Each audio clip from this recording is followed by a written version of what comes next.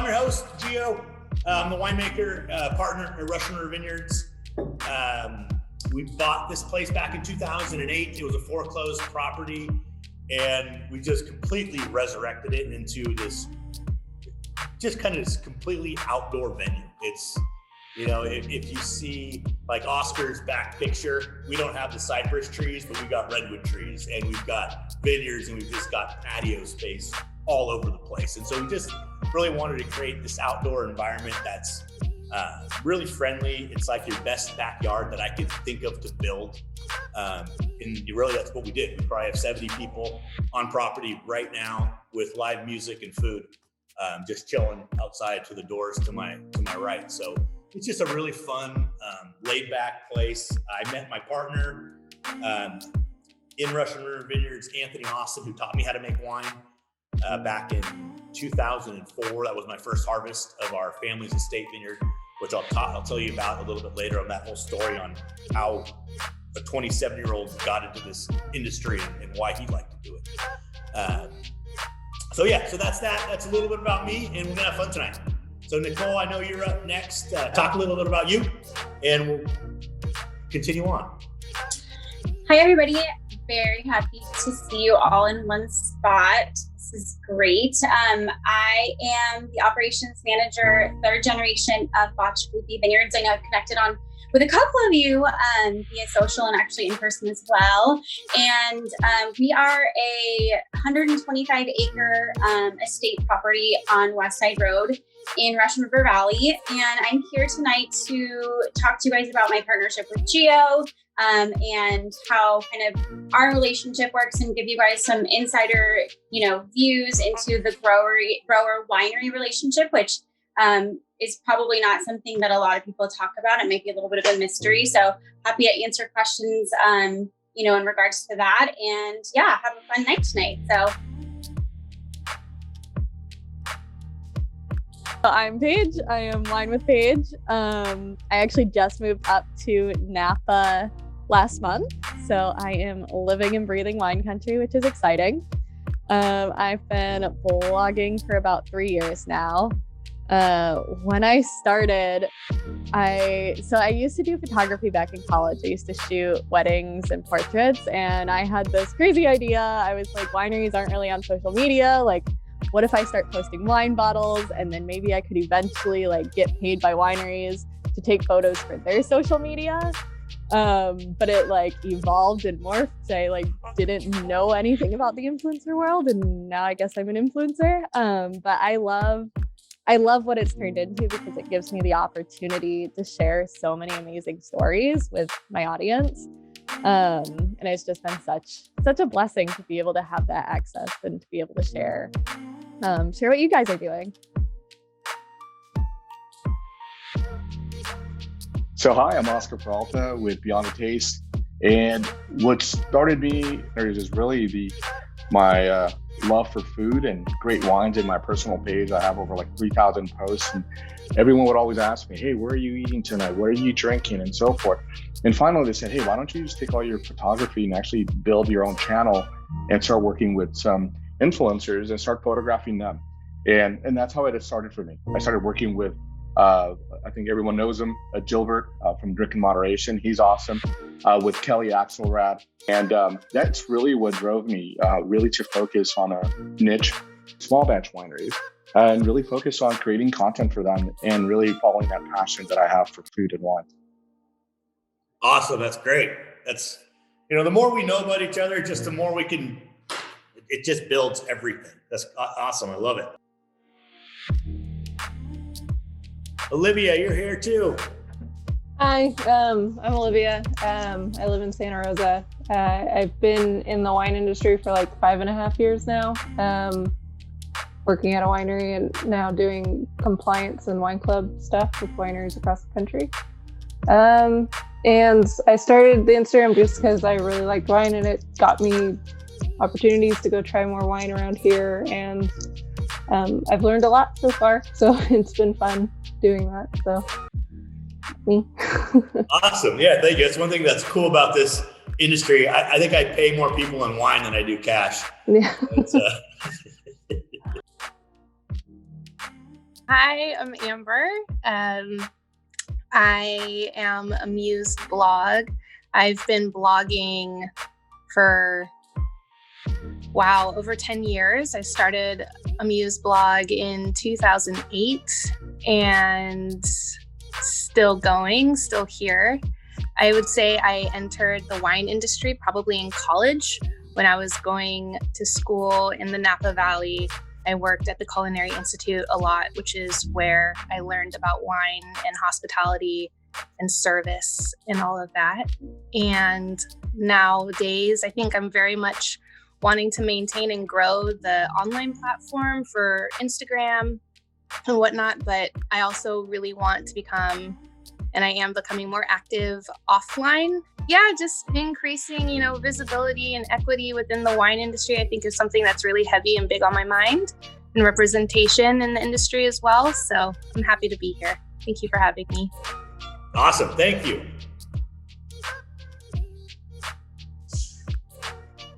Christy. Hi. Hi, everybody. I think I know most of you here, I think. So I started in the wine industry about 5 years ago. Prior to that, I was in the corporate world. But wine has always kind of been in the background for me. I actually spent a milestone birthday at Russian River Vineyards in your outdoor space there, so know it well. And I really got into it through travel writing, and most of my travel writing was focused on wine regions and wineries and just how to visit those places and where to go, what to do around the world, not just in the States, but around the world. But I like to focus on smaller, kind of lesser known spots and boutique wineries and, places that may not be on people's radar. So that's kind of, I like to tell the stories behind those. And that transitioned into Instagram about 2 years ago, and I wasn't expecting that to kind of take off how it did, but it did. And it's actually led me into wine education, which is, I think, where I'm most passionate. So I do education for some multinational accounts. I do some WSET classes, teach some consumer classes now, and for me, it's just really kind of making wine accessible to everybody. And it doesn't have to be this scary, intimidating thing. It's just something to be enjoyed. And I think my favorite piece, throughout, the course of my life that's really drawn me to it is the way it brings people to a table together. Like all of us here tonight from all over the place, we're all here tonight together. And I find that everywhere I go and travel, like wine just brings people, whether or not you speak the same language, whether or not you have the same beliefs or values, like you end up at the same table with the same thing. And it's just, you kind of find this common ground through wine, and you develop these stories and these relationships through that. So that's really kind of where for me, it's the passion piece of it. And it's just, it's not a money-making business, that's for sure, but it's definitely a passion and it's something I love to do. And I hope to continue on with it because I'm passionate about it. That's great. Thank you. Yep. I'm Hanna. I actually don't work in wine at all. I work in tech full-time, hence my mandatory multi-factor authentication update that caused my computer to not be working right now. But I started getting into wine because I actually grew up in the Bay Area. And then when I graduated from college and moved back here, I was living at home. So I got to start drinking wine with my parents, who are big wine fans. And they were taking me to wineries, and I was drinking things way out of my college budget price range. So I learned how to appreciate the good stuff when it came to wine. And it kind of just grew from there. I think I love living in the city, but it's great to get out to wine country and being able to have so many places nearby. And then in terms of where I want to go, I actually haven't pursued my WSET or anything. So I'm planning on taking WSET 2, probably starting in the later half of March. And yeah, I'm not really sure what goes beyond that. I kind of started Instagram a couple of years ago on a whim and never expected to kind of be at this point, but it's been super fun to get to meet so many other people. And I think it's really amazing to see, how wine brings people together. Awesome. That's great. Yolanda's here. Hey, and I'm so bad at like impromptu kind of things, so please bear with me. No worries. I like to write everything down, plan everything. Okay, so As she just mentioned, my background has not in wine as well. I've kind of been in nonprofit management. That's what I usually do. Right now I'm not working due to COVID, but in the past, that's pretty much what I've done.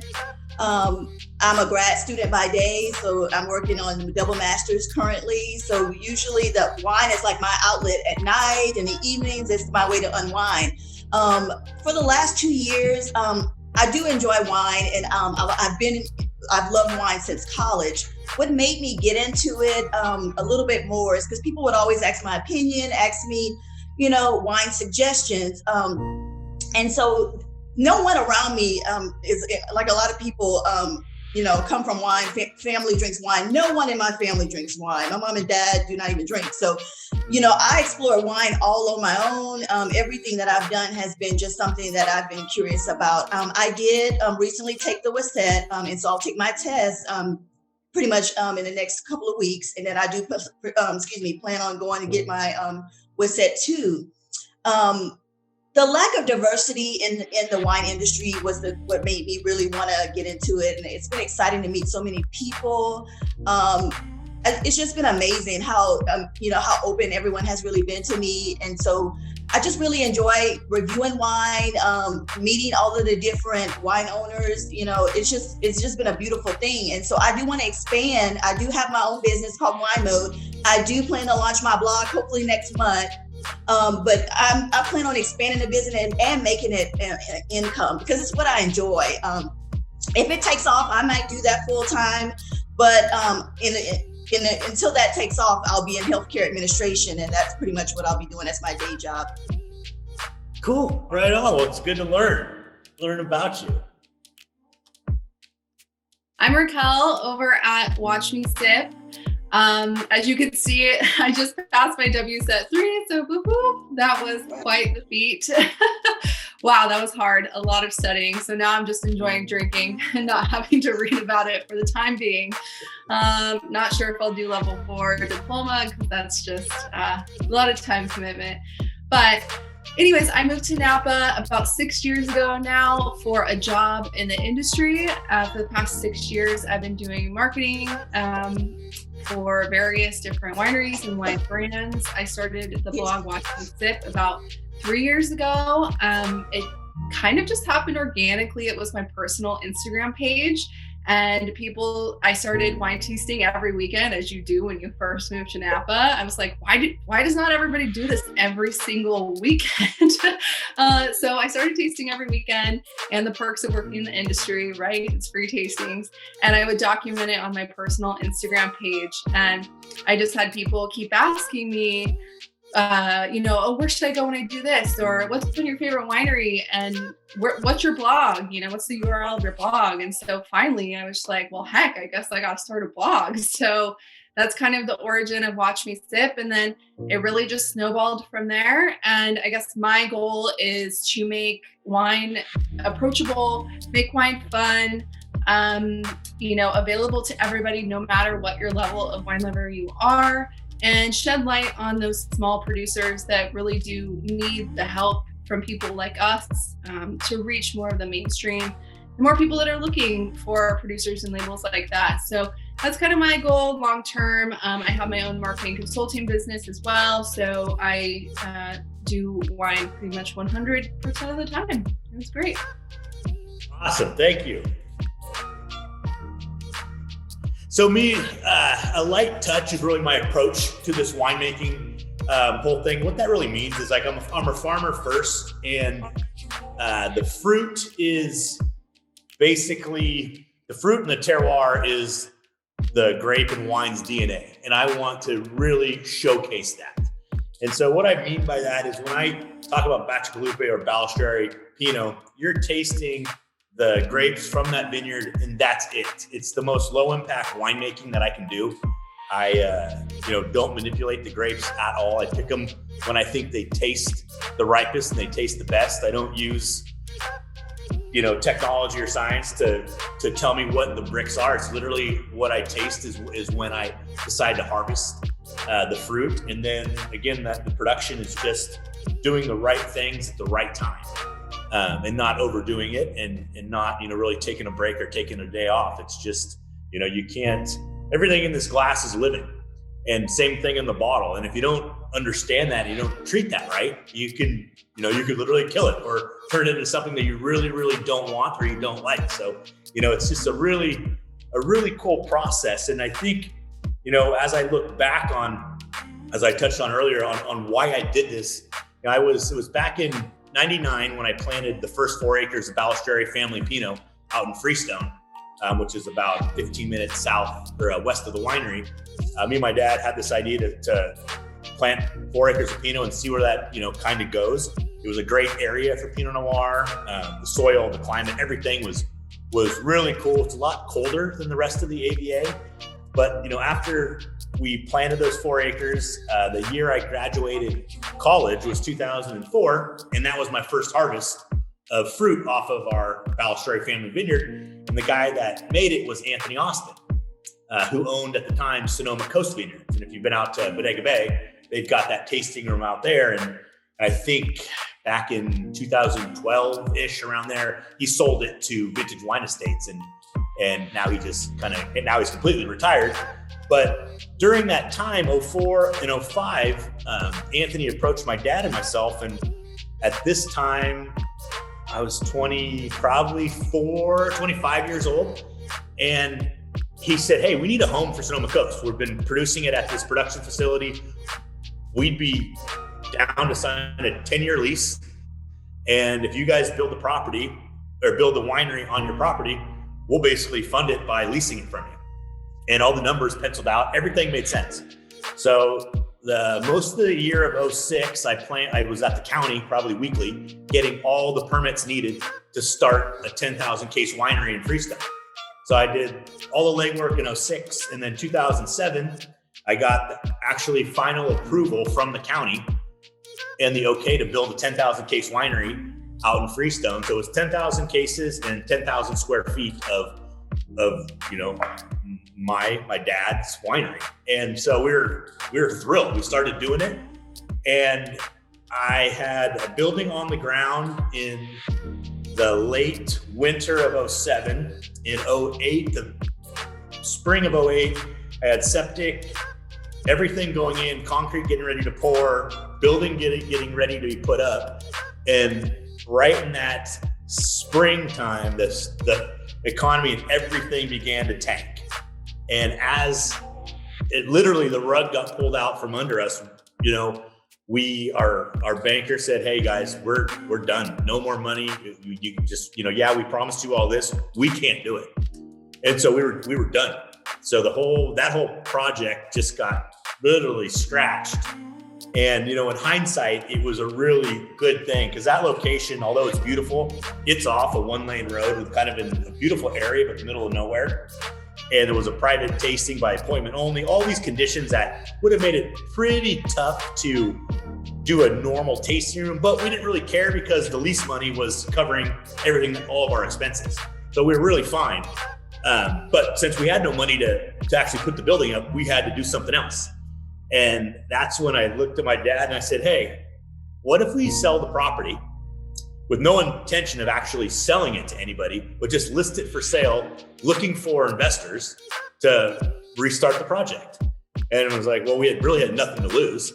So we talked to our real estate guy, and he posted the ad, and literally in like a week and a half, we got a couple calls.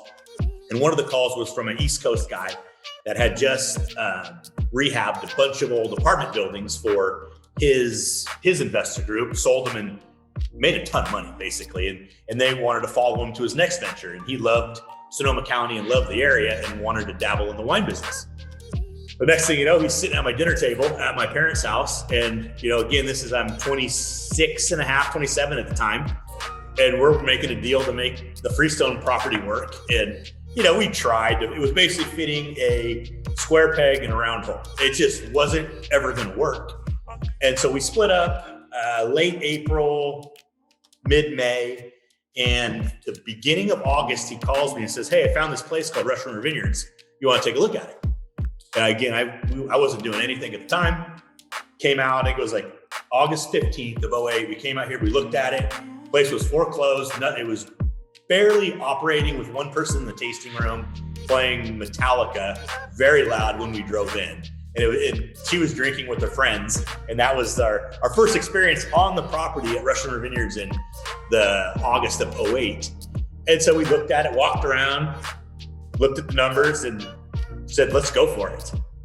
So by November 1st of 08, we had the keys and we were operating under a lease agreement because when you buy it out of foreclosure, there's a lot of skeletons in the closet.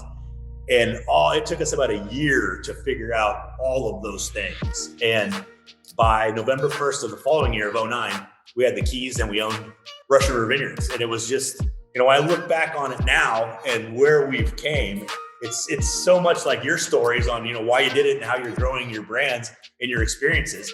It's so much similar to what I did. It's just, I took a risk and a leap and just kept growing that and, never really saying no and turning the next page and, and checking the boxes and kind of just accomplishing my goals and, continue to build. And it's really worked and it's been very fun in the process. So, that it goes back to my kind of light touch and, really just that farmer and who I am and that mentality. So that's more about me, but I think it's cool just to understand, why I do this and how I got here. It's just, everyone's got their story and mine wasn't from a pile of money from my grandpa. It was, I had to do it myself.